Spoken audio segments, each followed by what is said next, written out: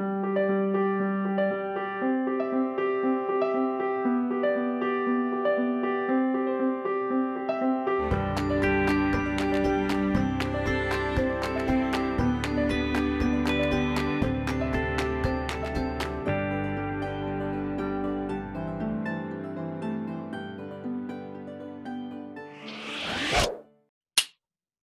I'm Katie Barr, and this is BocaMatters. Meissner Park will turn 30 years old in 2021, and thanks to a group of young visionaries, we might finally get that cultural hub we've always been promised. Joining us today is the president of the Boca Raton Arts District Exploratory Corporation. Her name is Andrea Virgin, and her group has come up with a concept, very exciting concept, for an arts and innovation center to be installed at the north end of Meissner Park.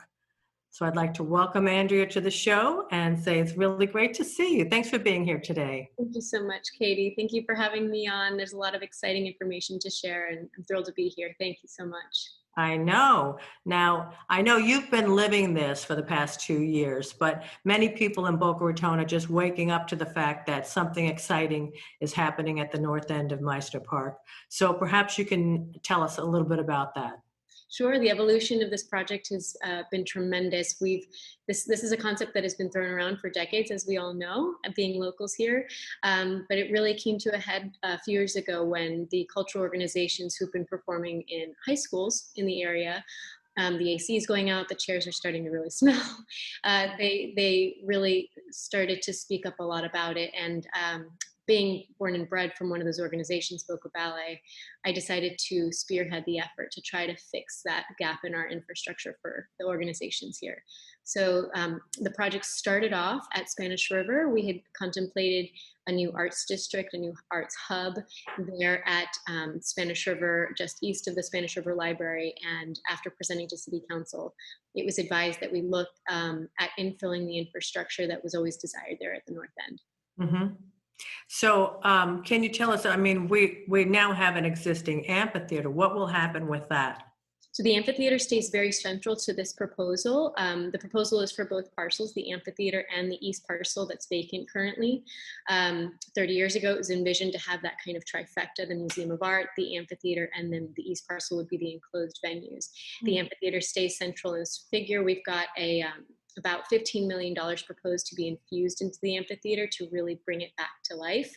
The infrastructure stays in place. The stage gets extended a little bit further south to allow for a structural curtain to enclose the space. So you could use it within itself as a 450-seat enclosed space, air controlled, or you could bring the structural curtain up and it functions just like the amphitheater does today. There's also an additional iconic canopy that would cover the entire plaza and extend into the east parcel where the new infrastructure is proposed, providing not only weather covering, but there's kinetic elements within that canopy that allow for the breeze that can come in to cool down the space, the weather protection from the rain, and then also heat that rises into a space to escape. So it makes it a really hospitable place to be. It's not just for protection against rain. Mm-hmm. The other feature about this canopy, which is really exciting, is nobody wants to lose the ability to see the sky. Right. So it's like transient lenses where during the day when there's a lot of sunlight, it'll shade, and then at night it will clear up so that you can still see the sky above it. Very exciting. Who's doing all the designing for the project? So our architects, IBI Group, they started with us when this was at its very inception, and at the very beginning, it's hard to kind of get donated dollars until there's a vision, and they worked for about a year for free for us so that we could get some renderings created. They're the 6th largest in the world, headquartered out of Toronto, and they do this type of infrastructure, very iconic architecture all over the world. We want to be very respectful of the fact that partnerships with the city should be very cognizant of the taxpayer. So the ask of the city right now is for a 99-year ground lease. There's an ordinance in the city's code that says if you are providing a tremendous economic benefit, that the city can enter into such an arrangement with a nonprofit organization, much like the museum has done, much like most of my like the cultural center at the south end of Meisner Park has done. We asked that we can arrange a similar partnership with the city. Also for the programming that currently goes on at the amphitheater, if we are to run the amphitheater going forward, that we reserve space in the calendar year to continue and enhance that public programming, but that they underwrite it, right? So that they continue to fund that public programming. So we just ask that that continue. And some certain shared services that go along there today, that those continue going into the future. And I think you mentioned that there will be additional parking provided. There will be a 6-level parking garage added to supplement for the new venues that are coming in.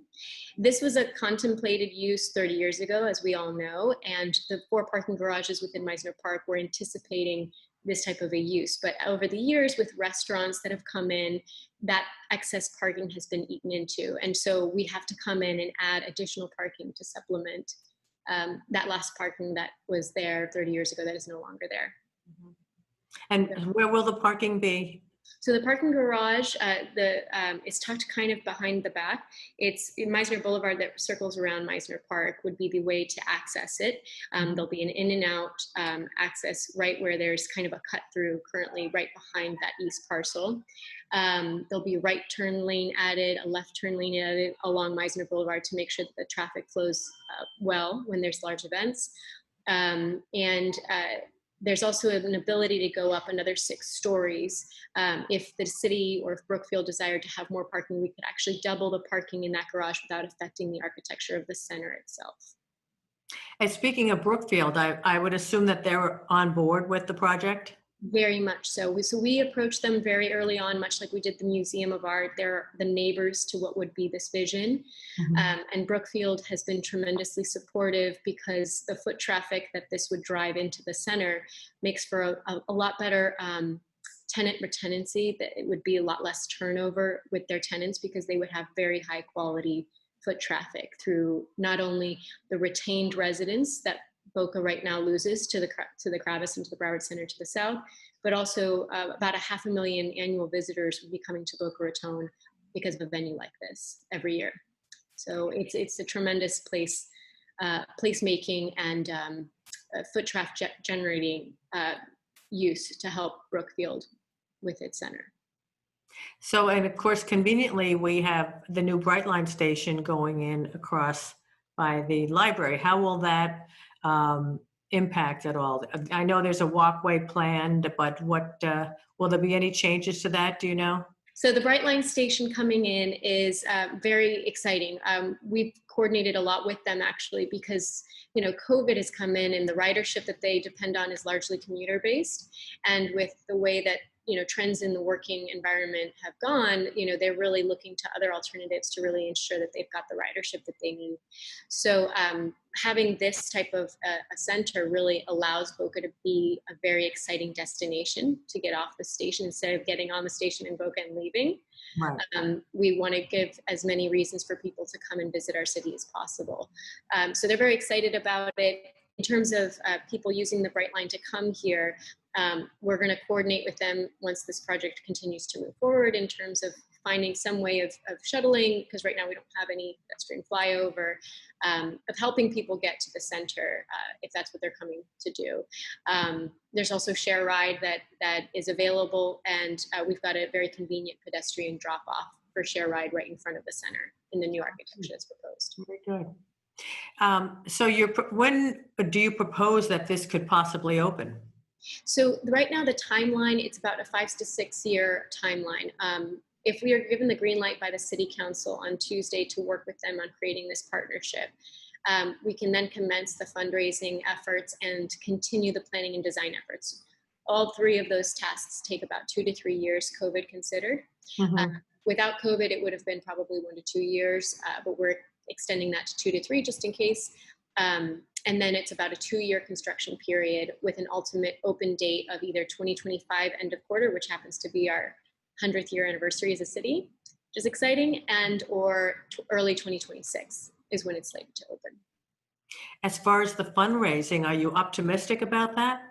I am. I think this community, we've done a lot of early cultivation of our community to get the feedback on whether or not this is a project our community will support. And philanthropically, there's a lot of very exciting discussions already beginning to materialize. And we've done extensive research with a feasibility study done by the DeVos Institute of Arts Management. They do this all over the world for thousands of organizations, 80 different countries on infrastructure like this. What they do is they analyze the area and its potential for philanthropic support so that you cater your budget around what's feasible for your area. And as we all know, we live in a community that is very philanthropic, thankfully. Yeah. And a lot of people very much care about not only their city being as full and complete as possible, but they care a lot about arts and culture as well. And then with COVID, a lot of high net worth individuals have moved to the area from the Northeast who are also very much missing aspects of home, which include a lot of culture. And we don't have a whole lot of offerings right now for them. And so this is a very welcome project that I think many of those individuals will be excited about. Well, Andrea, I just think it's fantastic. I mean, good work. Thank you so much. Thank you for stepping up to the plate and using all your creative juices to help to bring this to fruition. Can people learn more about this? Do you have a website or any way that people can find out about the concept? Absolutely. We have a website, BocaRatonArtCenter.org, where they can go and visit. Right now, we've got a very basic page that has some frequently asked questions and some news and press. A full website is currently being built and will be launched on Tuesday the 13th when we give our presentation to council. So there'll be a lot more information set up through there. And in terms of doing this for my community, you'd mentioned, thank you, but this is definitely, it takes a village. I might be spearheading it, but there's so many people in this community that are helping to make this happen. We've raised about $1 million here in this community to back this effort. And a lot of those are people who want to see this happen for our community. And there's no way I could have done this alone. So I appreciate the compliment, but this is all in an effort for our community to get behind something to make our city better. Well, kudos to everyone involved. Thank you very much. I appreciate that. Well, we'll be looking forward to your progress, and hopefully you'll come back in the future and give us an update as things are moving along. Absolutely. And if everyone wants to get a little more information, there is the presentation to City Council on Tuesday the 13th at 1:30. We're first on the agenda. We have a very exciting video we're going to be sharing that is very comprehensive and shares a lot of information about the project. So if anyone wants to hear some more information about that, they can watch at the live link for our virtual meeting with the City Council. Great. We'll be watching. Great. Looking forward to it. Well, thank you, Andrea. Thanks for joining us today. My absolute pleasure. Thank you for having me. Take care. Well, that's it, everyone. Thanks for joining us. We hope that you'll stay tuned to BocaFirst.org and keep your questions and comments coming in.